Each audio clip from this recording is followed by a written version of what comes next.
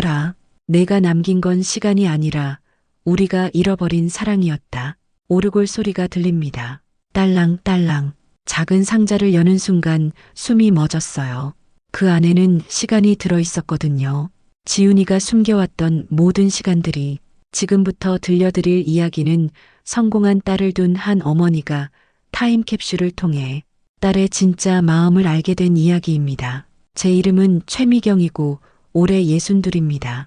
딸 지훈이는 헬스테크 회사를 운영하는 성공한 사업가였어요.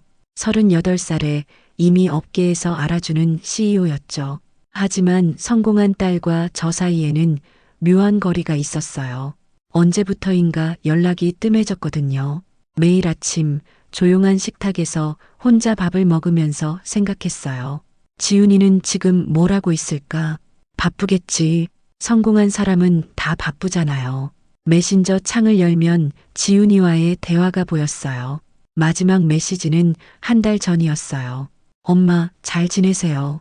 일이 좀 바빠서 연락 못 드렸어요. 응, 몸 조심해. 그게 전부였어요. 남편 영호는 5년 전부터 사실상 별거 상태예요. 같은 집에 살지만 대화는 거의 없어요. 지훈이가 성공하면서 영호는 더 작아졌어요. 지훈이는 나를 닮지 않아서 성공했다는 말을 자주 했거든요.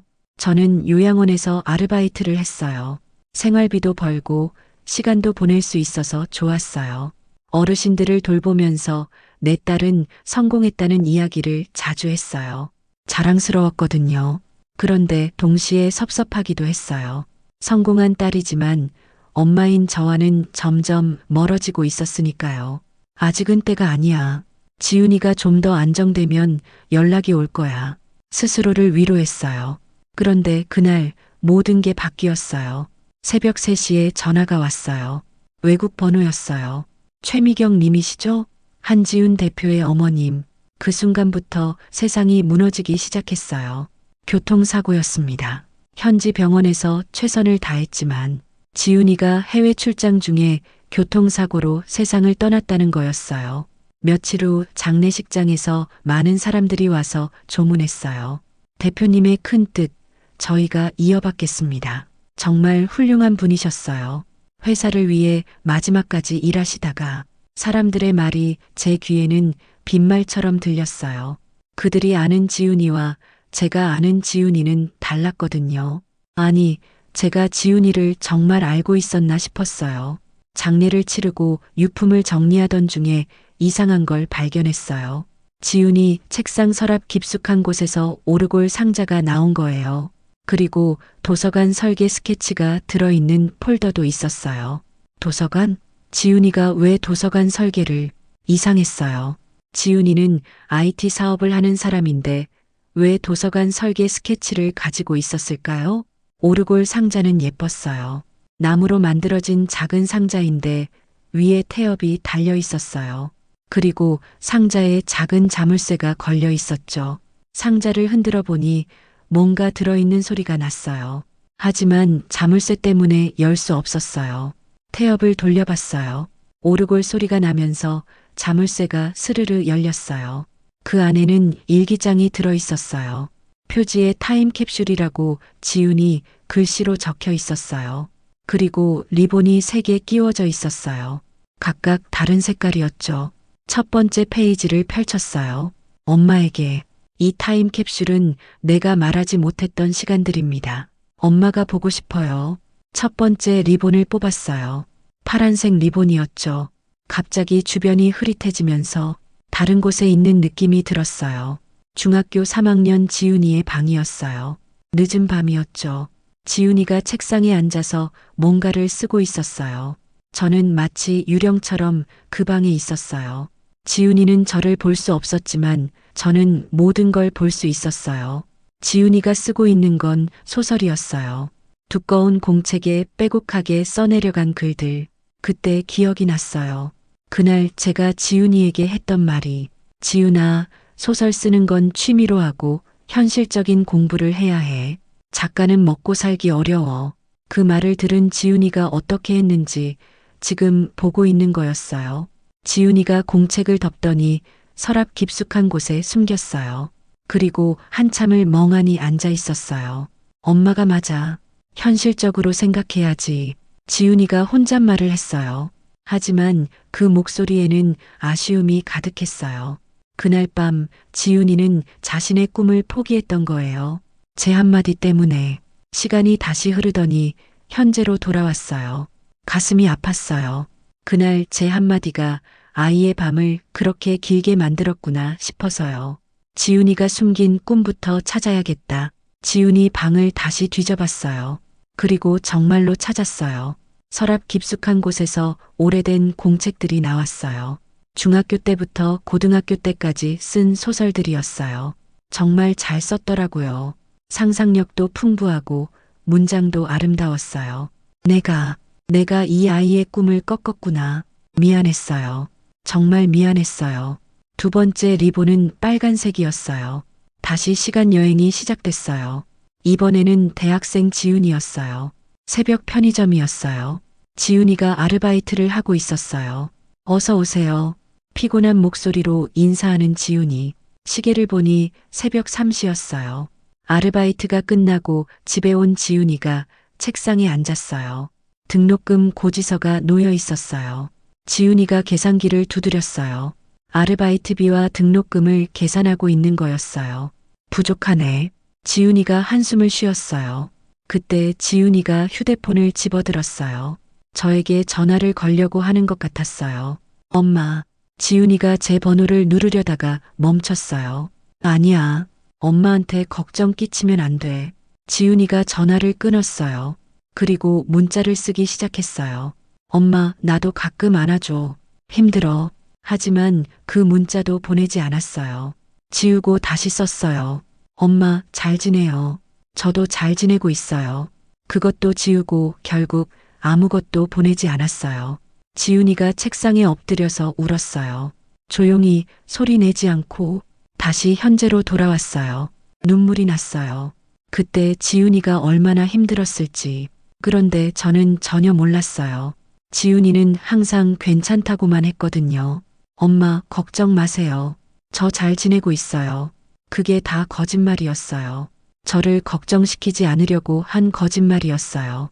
그 아이는 강해서가 아니라 나를 지키려고 강한 척을 했구나. 그제야 깨달았어요. 마지막 리본은 노란색이었어요. 이번에는 성인이 된 지훈이었어요. 회사를 막 시작했을 때였나 봐요. 투자 미팅이 끝난 후였어요. 지훈이가 화장실에 들어가서 거울을 보고 있었어요. 손이 떨리고 있었어요. 스트레스 때문인 것 같았어요. 지훈이가 휴대폰을 봤어요. 메신저에서 사업 파트너 경수의 메시지가 와 있었어요. 지훈아, 미안한데 투자자들이 너 없이 만나고 싶다고 해. 기술 부분만 따로 상의하고 싶다는데. 지훈이 표정이 굳어졌어요. 뭔가 이상해. 지훈이가 혼잣말을 했어요. 그때 또 다른 메시지가 왔어요. 경수가 다른 투자자와 나눈 대화 내용이었는데 실수로 지훈이에게 보낸 거였어요. 지훈이 없이 회사 운영하는 방법 의논해 봐야겠어. 기술은 이미 파악했고. 지훈이가 충격받는 표정이었어요. 믿었던 파트너가 자신을 배신하려 하고 있다는 걸 알게 된 거였어요. 지훈이가 엄마인 저에게 전화를 걸려고 했어요. 번호를 누르고 통화 버튼까지 눌렀어요. 여보세요? 제 목소리가 들렸어요. 하지만 지훈이는 말하지 못했어요. 지훈아? 지훈아? 아, 엄마 잘못 걸었어요. 죄송해요. 지훈이가 전화를 끊었어요. 그리고 혼자 화장실에서 울었어요. 현재로 돌아오니 가슴이 찢어질 것 같았어요. 지훈이가 가장 힘들 때 저에게 도움을 요청하려고 했는데 결국 혼자 견뎌야 했던 거였어요. 지훈이 유품을 다시 뒤져봤어요. 그리고 정말로 찾았어요. 경수의 배신에 대한 증거들을 지훈이가 모아둔 파일들이 있었어요. 법적 대응을 준비하고 있었던 것 같았어요. 다이어리 마지막 페이지에는 특별한 자물쇠가 달려 있었어요. 그리고 글귀가 적혀 있었어요. 엄마가 먼저 말해줘. 마이너스 나는 내 편이야. 그 옆에 작은 녹음기가 붙어 있었어요. 저는 떨리는 목소리로 녹음을 시작했어요. 지훈아, 엄마는 늦게 배우는 사람이다. 이제서야 안다. 너는 항상 엄마 편이었구나. 혼자 힘들어하면서도 엄마를 걱정시키지 않으려고. 정말 고마웠어, 딸아. 이번에는 엄마가 내 편이다. 영원히. 녹음이 끝나자 마지막 봉인이 열렸어요. 그 안에서 상자가 하나 더 나왔어요. 지훈이가 저를 위해 준비한 선물들이었어요. 작은 오르골이 하나 있었어요. 제가 젊을 때 좋아했던 노래가 나오는 오르골이었어요. 그리고 도서관 씨앗 기금 약정서라는 서류가 있었어요. 지훈이가 기부하기로 한 돈으로 작은 도서관을 만들자는 계획이었어요. 마지막으로 편지가 있었어요. 지훈이가 저에게 보내지 못한 편지였어요. 엄마에게. 이 편지를 엄마가 읽고 있다면 아마 저는 엄마 곁에 없을 거예요. 미안해요. 사실 저는 엄마가 보고 싶었어요. 성공했다고 자랑하고 싶어서가 아니라 그냥 엄마 품에 안기고 싶어서요. 어릴 때부터 엄마를 실망시키고 싶지 않아서 항상 강한 척 했어요. 힘들어도 괜찮다고 했고요. 하지만 정말로는 엄마가 필요했어요. 엄마의 따뜻한 말 한마디가 필요했어요. 이제 돌아가려고 해요. 엄마 곁으로. 그리고 같이 밥 먹고, 같이 TV 보고, 같이 웃고 싶어요. 도서관은 제 어릴 적 꿈이었어요. 엄마도 책을 좋아하시니까 함께 아이들에게 책을 읽어주면 좋겠어요. 엄마 사랑해요. 항상 고마웠어요. 지훈이가 편지를 읽으면서 눈물이 멈추지 않았어요. 지훈이가 돌아오려고 했구나. 화해하려고 했구나. 다음 날부터 저는 지훈이의 계획을 실행하기 시작했어요. 먼저 시청에 갔어요. 도서관 설립에 대해 문의했어요. 개인이 도서관을 설립하려면 여러 절차가 필요합니다. 복잡했지만 포기하지 않았어요. 지훈이의 꿈이었으니까요. 도서관 조합도 찾아갔어요. 지훈이가 남긴 설계 스케치를 보여드렸어요. 아, 이거 정말 잘 만든 설계도네요. 누가 그린 거예요? 제 딸이요. 건축 전공이세요? 아니요. IT 회사 사장이었어요. 사람들이 놀라워했어요. IT 전문가가 이렇게 세심한 도서관 설계를 했다니. 그때 남편 영호에게 전화했어요. 여기 내가 할 일이 있어. 뭔데? 지훈이 도서관 짓는 거 도와줘. 영호가 잠시 침묵하더니 말했어요. 내가 도울 수 있을까? 할 수 있어. 지훈이 아빠잖아. 영호가 와서 도서관 공사를 도왔어요. 자원봉사로요. 처음에는 어색했지만 점점 열심히 했어요. 지훈이한테 미안해. 영호가 말했어요. 왜? 성공한 건 나를 닮지 않아서라고 했잖아. 상처 줬을 거야. 이제라도 알았으면 됐어. 그런데 문제가 생겼어요. 경수가 법적으로 문제를 제기한 거였어요. 지훈이 회사의 기술을 자신이 개발했다고 주장하면서요. 하지만 저는 포기하지 않았어요. 지훈이가 모아둔 증거들과 이메일 보관함을 법무사에게 맡겼어요. 충분한 증거가 있네요. 오히려 역고발이 가능할 것 같은데요. 며칠 후 경수가 항복했어요. 지훈이가 준비한 증거들이 너무 완벽했거든요. 본당 수녀님이 오셔서 말씀하셨어요. 바꾸지 못한 과거는 바꾸어주는 현재로 위로해야 해요. 네, 수녀님. 지훈이가 기뻐할 거예요. 6개월 후 드디어 도서관이 문을 열었어요. 작지만 따뜻한 도서관이었어요. 아이들을 위한 열람실 이름을 지훈의 방이라고 지었어요. 벽에는 지훈이가 보내지 못한 편지의 첫 문장을 액자에 넣어 걸어놨어요. 엄마, 나도 가끔 안아줘. 개관일에 많은 아이들이 왔어요. 할머니, 책 읽어주세요. 좋아, 뭘 읽어줄까?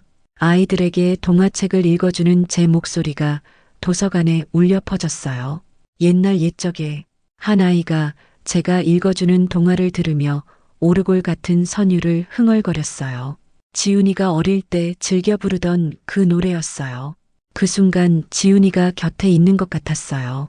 제 어깨에 기대어 함께 아이들을 바라보고 있는 것 같았어요.